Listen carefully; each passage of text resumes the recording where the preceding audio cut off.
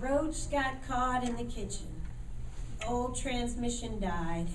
Tax man, well, he's taking us for a ride.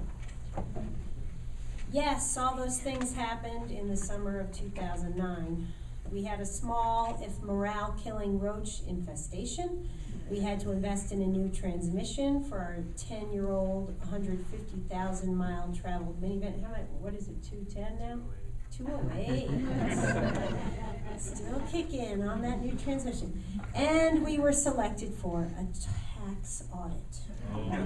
I'm not one to vilify the IRS and its staff, but the dude responsible for reviewing our flagged returns seemed lost in work and in life. His awe-inspiring sluggishness, apparent ill health, and general incompetence made him simultaneously a figure of both disdain and pity.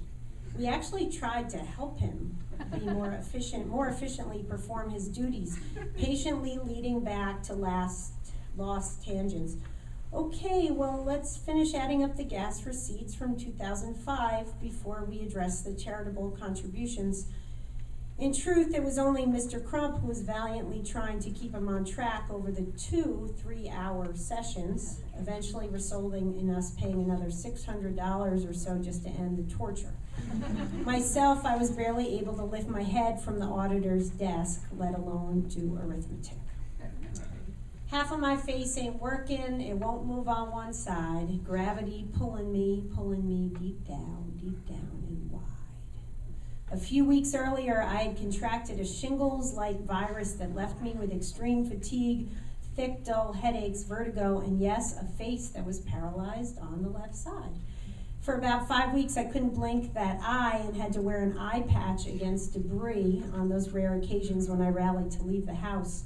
Various gels and eye drops were required to keep the eye from drying out, and I went through an ineffective succession of painkillers and other medications to help me cope and try to walk in a straight line, if I dared.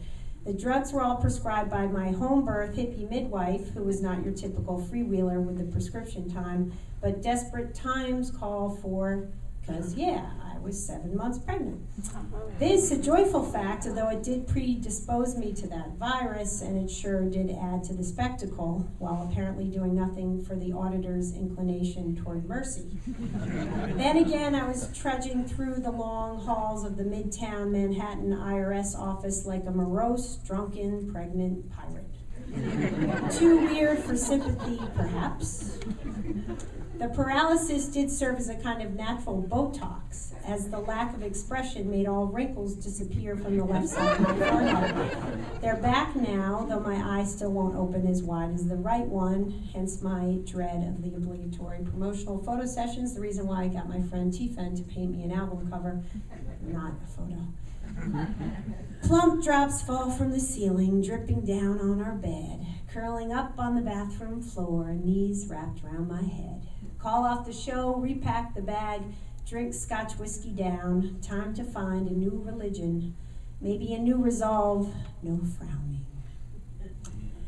The previous summer, a leaking roof, bickering over finances, a miscarriage that over a weekend transformed my body from a temple to be protected into a polluted vessel, ripe for the revelation of a peaty nectar after a sleepless night on tour in Scotland. Ultimately, these were small problems. We have these small blonde blessings so preciously peaceful in their beds, and we're more than all right.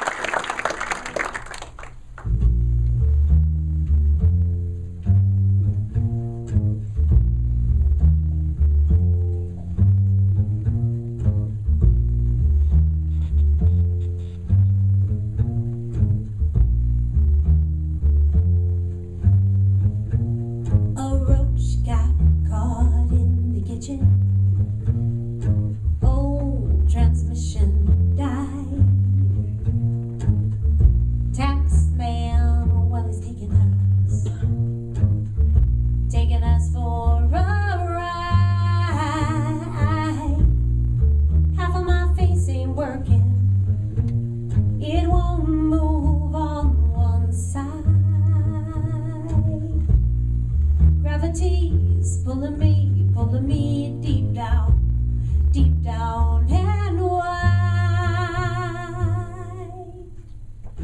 Will we get any sleep tonight? I don't know.